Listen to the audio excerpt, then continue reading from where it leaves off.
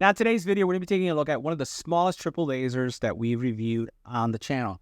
Take a look at this guy right here. This guy's small. This is my hand, right? And you can see how small this projector is. This is an RGB triple laser projector with 20,000 hour battery life. And it's a 1080p projector as well. This projector has a 650 ANSI lumens, has Harman Kardon 7-watt speakers, auto keystoning, autofocus, 4-corner adjustment, and has HDMI 2.0, USB-C, USB-A, supports Wi-Fi, right? Fastest Wi-Fi out there, Wi-Fi 5, and it also has Bluetooth connectivity. It comes with a very nice, simple remote that's going to allow you to control it. And once again, it's tiny. Now, as we take a look at the product, this guy is, again, super small. You can see, first of all, and what we'll do is we'll take a look at the remote. This remote is a really nice remote. It lights up. You can see as soon as I picked it up, and we'll tap it here, it lights up. It basically is going to adjust your autofocus here, home button, back button, volume rocker, right? And your play pause button, as you can see right there. So this is a Bluetooth remote.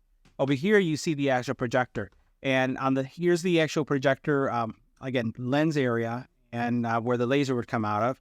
On the back here, we'll put this on the side because it's a little tricky to see right there. This is where you have your HDMI, your USB-C, your USB-A, and then your power port that goes in here.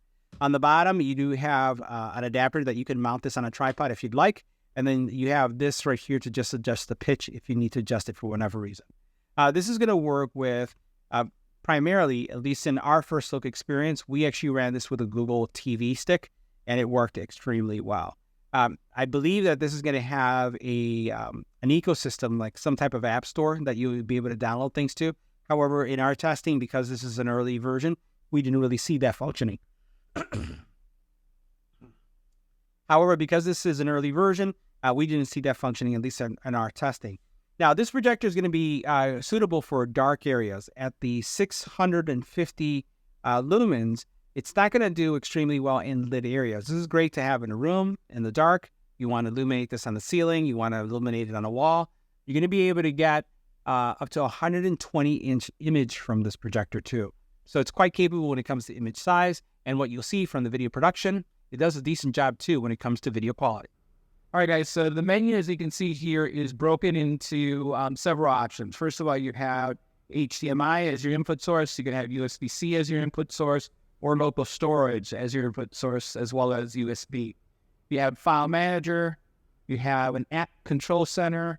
I haven't really found many apps in here, so if I go into this, there's not much that you can do in here. You also have a settings area, mirroring if you'd like to mirror, and then what you can do is you can go work with the Bluetooth settings. If we go into the settings area, go into that really quick, you'll see a couple things that you see here. Your network settings, you have your date and time. Now, you have your basic settings as well. And so you can see what you can do here. You can actually change the way the projector is projecting. It does have keystone, auto keystone, and that's enabled. And then what you do is you do actually 4-corner correction, right? If you'd like. There's some advanced settings here that you can look at. So direct power on, CEC, which is going to be great, especially if you have, like I have here, a Google TV Android stick powering this, and that's driving this. And we can see also that you can set up auto power off as well.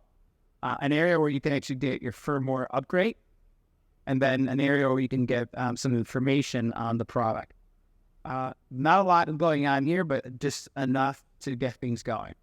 Now, one of the things that you'll notice is that this remote is, I love the remote. It's really bright. Controls are pretty simple. Allows you to navigate really easily. This is, again, a first release version of this product. One of the things that I've noticed during my review is that at times the remote control is not functioning, but it may be a function of the actual firmware itself that may need to be updated. I haven't been able to update that yet. And once again, this is like an early view of the product just to give you a sense of what you can expect. Overall, as you look at the quality of what you're seeing here, this projector will do well in dark settings.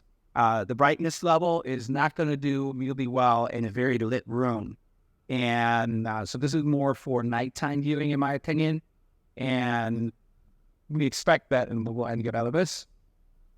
We expect that as the software, the firmware gets updated, the actual projector will become much more responsive. All right, so now let's take a closer look at the overall performance of the projector. The one thing I'm going to highlight is, like I said, this projector is very well suited for nighttime viewing. The screen that you see in front of you is 123 inches. It is an ALR screen, which is not really designed specifically for this projector, but the projector performed relatively well, given the fact that this is a first look. This is not a review. And I'm sure there's going to be other firmware upgrades coming in. But you will notice how dark this environment is. And I have to emphasize that given the lumens of this projector, you do need a dark area. This is not going to work well for lit or daylight viewing, but more of nighttime viewing.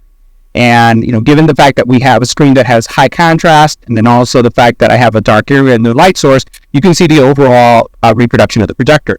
And I will say that at a 1080p projector, that is doing relatively well. You can see how dark the blacks are. You can see the colors.